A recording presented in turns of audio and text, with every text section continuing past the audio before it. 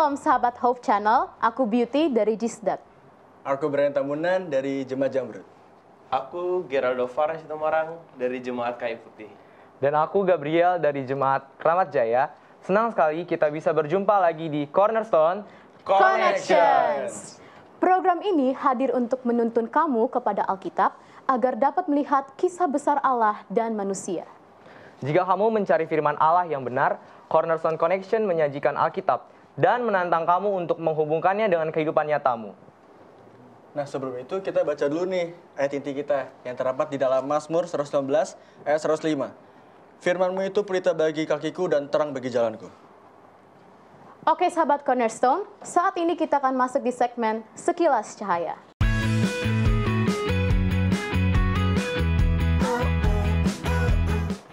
Sekilas Cahaya kali ini diambil dari kutipan buku Alfa dan Omega jilid 8 halaman 98. Sekilas cahaya, Tabiat Wycliffe adalah suatu kesaksian tentang kuasa Alkitab dalam mendidik dan mengubah. Alkitablah yang membuat ia seperti adanya sekarang. Usaha untuk meraih kebenaran agung dari pernyataan Tuhan memberikan kesegaran dan kekuatan kepada pikiran. Ia memerluas pikiran, mempertajam pengertian, dan mematangkan pertimbangan. Pelajaran Alkitab mempertinggi derajat, pemikiran, perasaan, dan aspirasi yang tidak dapat diberikan oleh pelajaran lain. Ia memberikan stabilitas kepada maksud, kesabaran, keberanian, dan kekuatan pikiran. Hal itu memperluas tabiat dan menyucikan jiwa. Sahabat Cornerstone, dimanapun berada, pernahkah kamu merasa bahwa firman Tuhan itu hanya kumpulan sampah yang tidak relevan? Apakah Alkitab yang kalian bacakan itu adalah hal yang membosankan? Loh, tapi katanya Alkitab juga sebagai penuntun kita. Gimana tuh? Nah, kita harus pikirkan kembali. Makanya, jangan kemana-mana ya sahabat Cornerstone, karena kita akan membahas tentang cahaya penuntun setelah yang satu ini.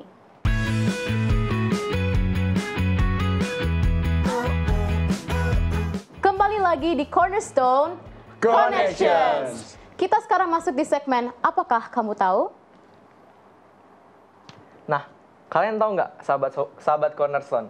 Ada sebuah survei pada tahun 2008 oleh Barna Group menanyakan kepada 1008 orang dewasa di Amerika untuk mendaftarkan buku yang mereka anggap suci. Nah, terus ternyata Alkitab didaftarkan dengan angka yang mengagumkan, yaitu 84%. Wow.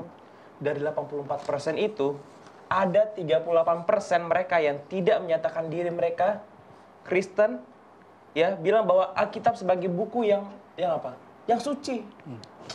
Pria, 78% lebih sedikit mendaftarkan Alkitab sebagai buku yang suci daripada perempuan, yaitu 90%.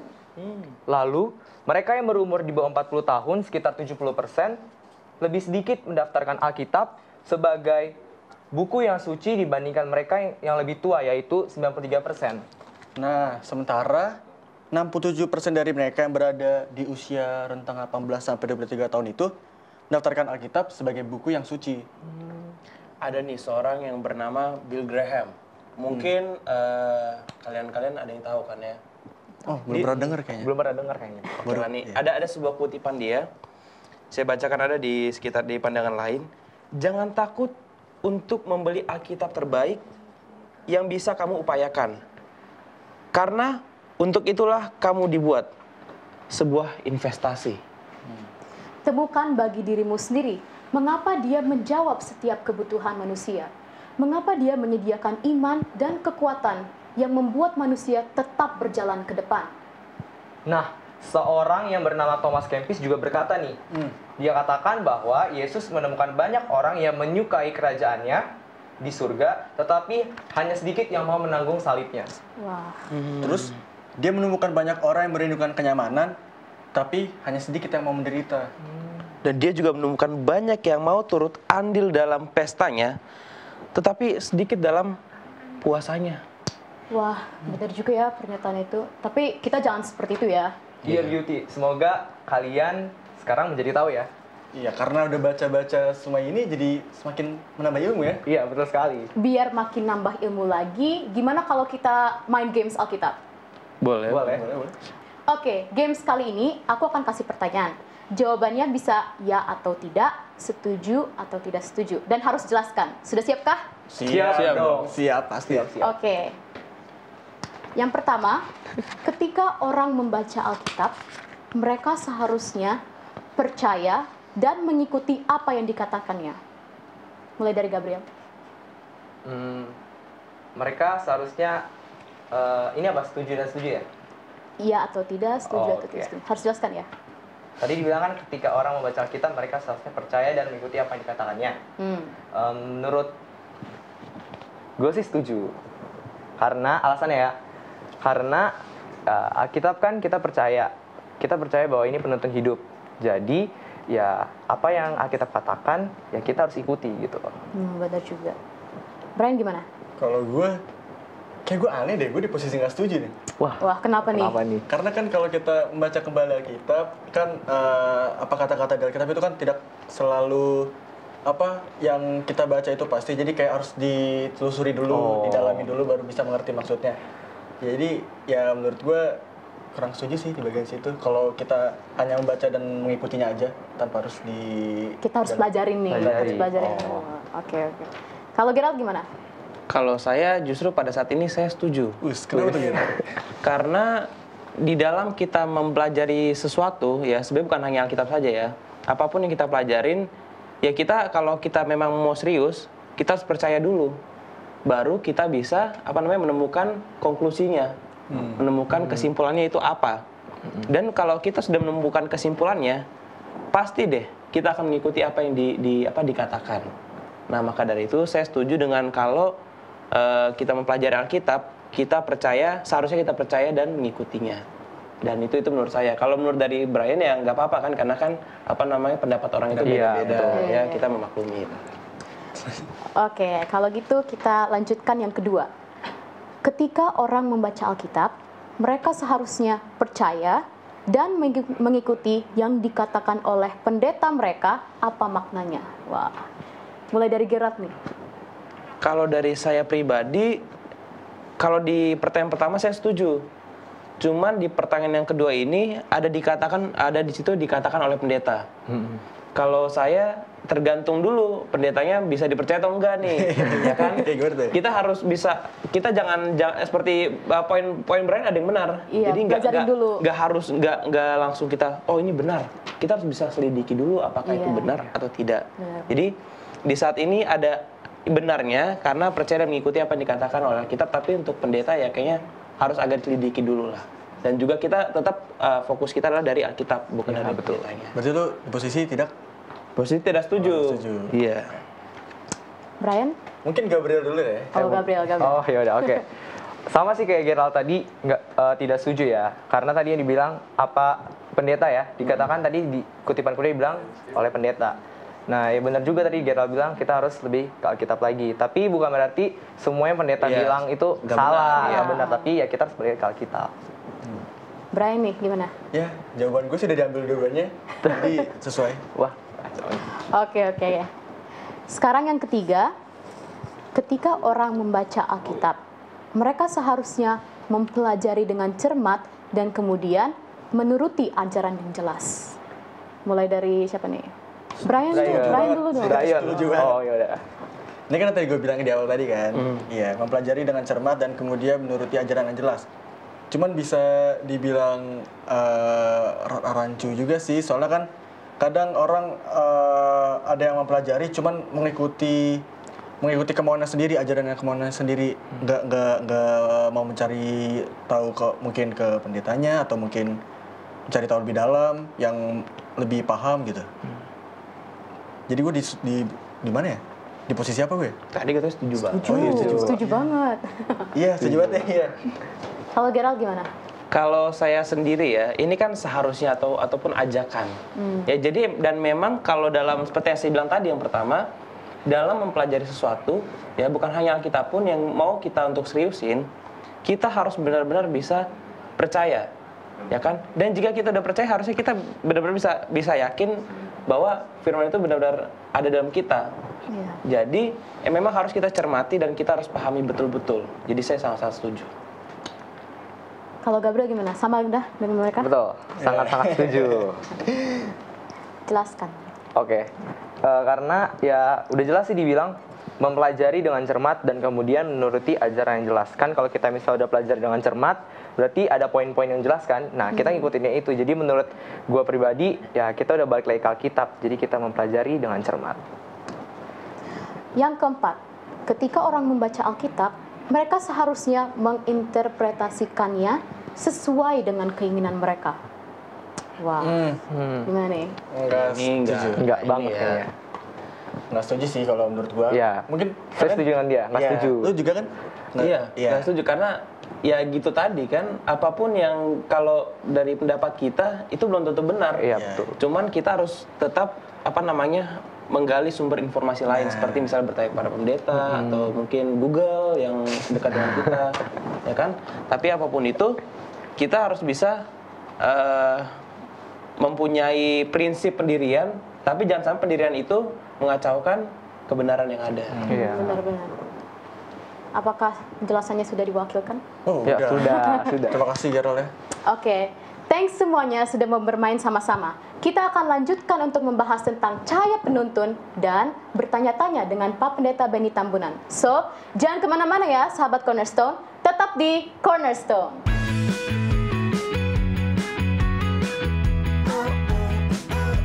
Kembali lagi di Cornerstone Connections bersama kita semua dan juga ada Pendeta Benny Tambunan. Shalom Pendeta. Shalom, sehat-sehat semuanya. Sehat, puji Gerald? Tuhan.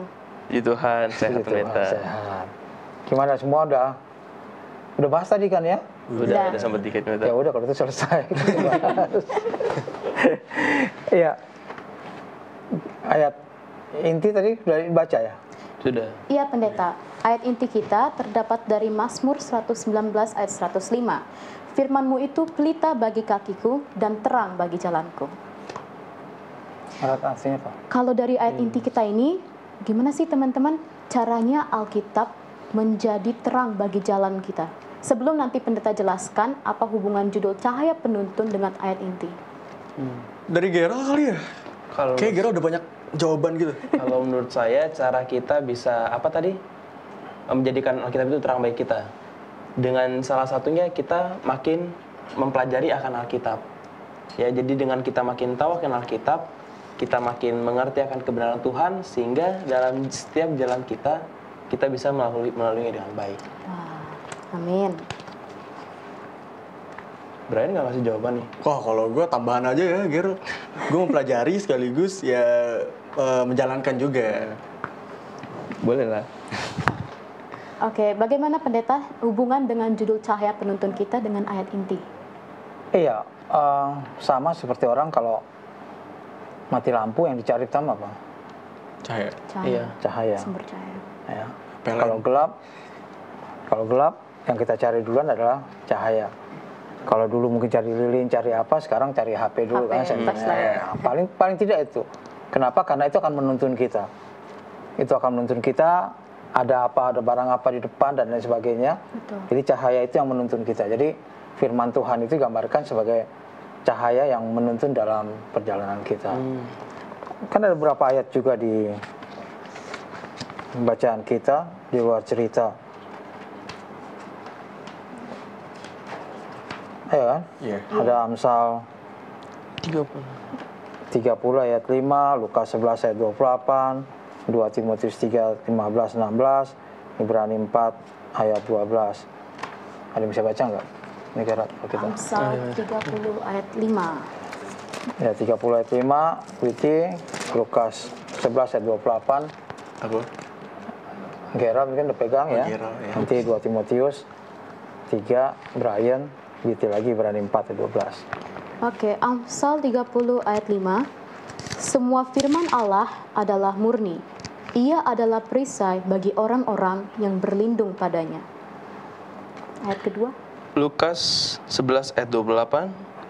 Tetapi ia berkata, yang berbahagia ialah mereka yang mendengarkan firman Allah dan yang memeliharanya. 2 Timotius 3 ayat 15 sampai 16. Ingatlah juga bahwa dari kecil engkau sudah mengenal kitab suci yang dapat memberi hikmat kepadamu dan menuntun engkau kepada keselamatan oleh iman kepada Kristus Yesus. Segala tulisan yang diilhamkan Allah memang bermanfaat untuk mengajar, untuk menyatakan kesalahan, untuk memperbaiki kelakuan, dan untuk mendidik orang dalam kebenaran.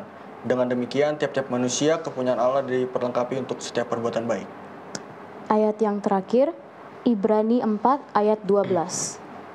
Sebuah firman Allah hidup dan kuat dan lebih tajam daripada pedang bermata dua manapun. Ia menusuk amat dalam sampai memisahkan jiwa dan roh, sendi-sendi dan sumsum. Ia sanggup membedakan pertimbangan dan pikiran hati kita. Iya, jadi 4 buku itu atau 5 ayat artinya apa tuh? Kalau Bisa simpulin nggak? Dari siapa dulu tadi? Itu dulu tadi kan? Oke, kalau yang dari saya baca tadi ada dibilang bahwa firman Allah di Amsal 35 ada dibilang firman Allah adalah murni. Kalau menurut saya ayat ini sebenarnya lagi sedang menjelaskan bahwa firman kita itu tidak bisa ditambahkan, tidak bisa dikurangi. Jadi titik pun nggak bisa dipermainkan. Jadi itu emang udah seharusnya kayak gitu. Apa yang Tuhan berikan kepada umat-umatnya untuk ditulis, itulah sebenarnya yang harus dibaca. Kalau murni itu kan biasanya kan diperes dulu ya, baru murni susu atau jeruk Disaring murni. dulu gitu. Disaring dulu. Jadi Alkitabnya mesti saring dulu nggak? Kalau menurutku sih karena Tuhan sudah berikan itu kepada umat-umatnya, kayaknya itu kata-kata Tuhan itu udah disaring duluan. Jadi emang sudah murni lah pas diberikan kepada umat-umatnya. Ayat lain tadi yang Gerard baca? Kalau menurut saya nih pendeta ya, kan saya masih iyalah nggak mungkin menurut saya. Iya. Kalau menurut saya kan tadi saya baca dari Lukas 11 ayat 28 ya pendeta. Jadi siapapun yang menerimakan firman Tuhan, dikatakan kita berbahagia. Karena firman Tuhan ini adalah terang bagi kita kan, seperti ayat itu tadi. Jadi pada saat kita menemukan terang, seperti tadi kan di kegelapan ada terang, kita berbahagia. Karena kita bisa jadi mengetahui jalan mana yang harus kita tuju. Jadi yang menurut saya di sini, kenapa kita berbahagia? Karena jika kita mempelajari firman Tuhan, kita akan bisa mendapatkan terang. Oke. Kalau saya sendiri sih pendeta ya, yang 2 Timotius 3 ayat 15 sampai 16 itu, kalau dibaca mungkin kalau kita pahami lagi, sebenarnya firman Tuhan sendiri itu tuh sudah ada dari diri kita sendiri selama kita kecil. Jadi maupun kita berada dimanapun di dunia ini ya, kita harus ingat lagi kalau kita tuh sebenarnya berasal dari Allah gitu. Kita tuh kepunyaan Dia. Oke, yang terakhir Ibrani tadi? Dari Ibrani 4 ayat 12. Nah, pendeta, yang aku baca tadi Ibrani 4 ayat 12 sama 30 ayat 5, Amsal 30 ayat 5 ini ada persamaannya gitu. Karena di Amsal 30 ayat 5 ada dibilang perisai, di Ibrani ada dibilang pedang. Jadi ini persamaannya mereka dua-duanya itu kan digunakan untuk battlefield ya. Jadi kalau menurut saya firman itu adalah sebagai perisai.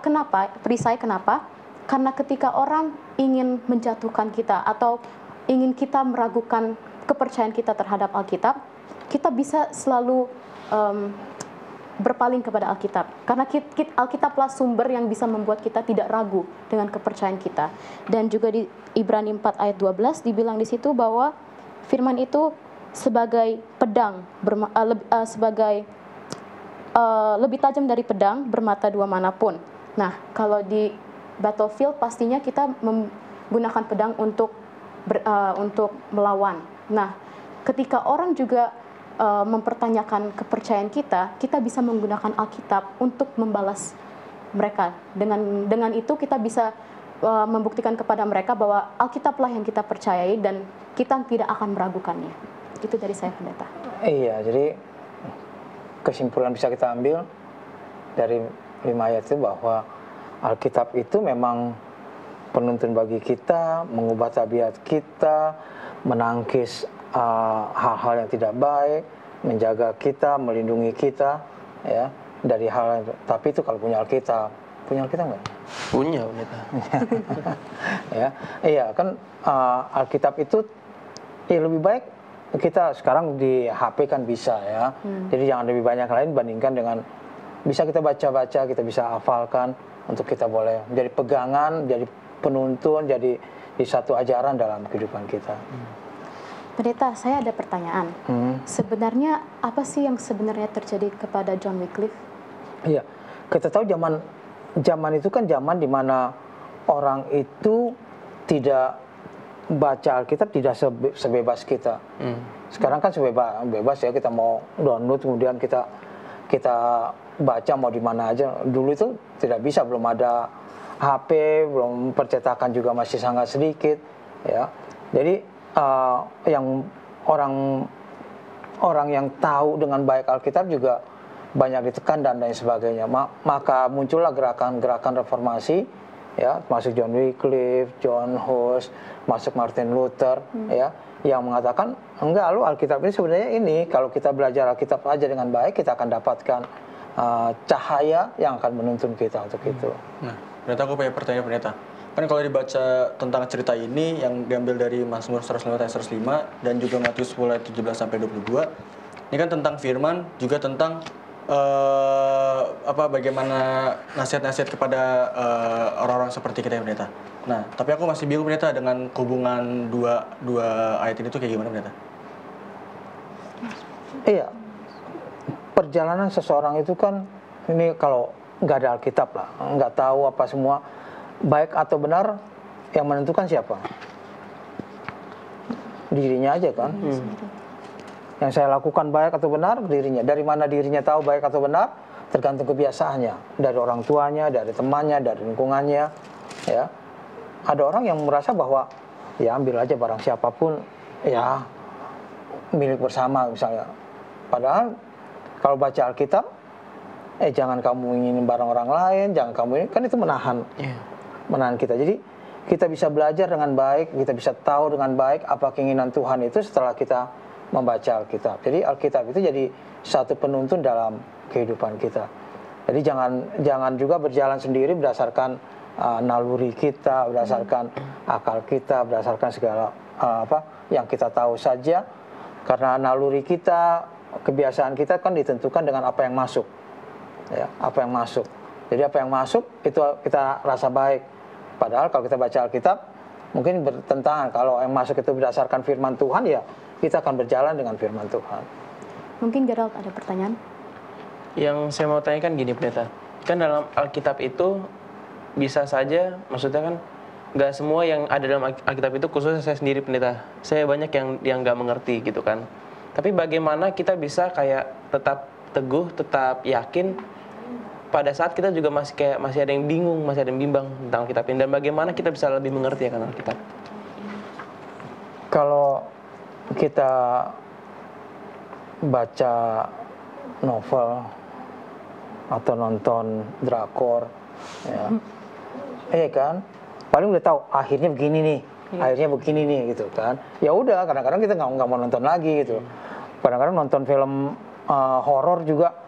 Ini kan pasti ada sutradaranya, pasti ada krunya, pasti ada ini, nggak mungkin sepi-sepi begitu kan? Ya kita udah selesai, nggak ada keinginan lagi untuk itu, ya. Tapi Alkitab jangan dianggap bahwa ini susah udah saya tinggalin aja, enggak juga begitu. Justru itu membuat kita untuk menggali lagi karena Alkitab itu menerangkan dirinya sendiri. Ayat lain mungkin bisa menjelaskan akan hal itu, asal jangan dipotong-potong, di sini sebagian, akhirnya melakukan hal yang tidak baik. Wah, kita bilang begini kok ya. Contoh apa ya? Contoh misalnya gini lah, baca buku Kejadian mengenai Kain dengan Habel ya. Maka Kain membunuh Habel. Baca buku Perjanjian Baru, kata Yesus lakukanlah. Lakukan dong bunuh adiknya, kan nggak begitu. Jadi tergantung konteksnya, tergantung juga pada hal lainnya. Wah, nggak terasa ya diskusi kita udah mau berakhir. Pendeta Benny bisa kasih 1 dan 2 kalimat kesimpulan supaya sahabat-sahabat Cornerstone kita bisa selalu mengingatnya dan juga menguatkan iman kita. Sekalian doakan kami, Pendeta.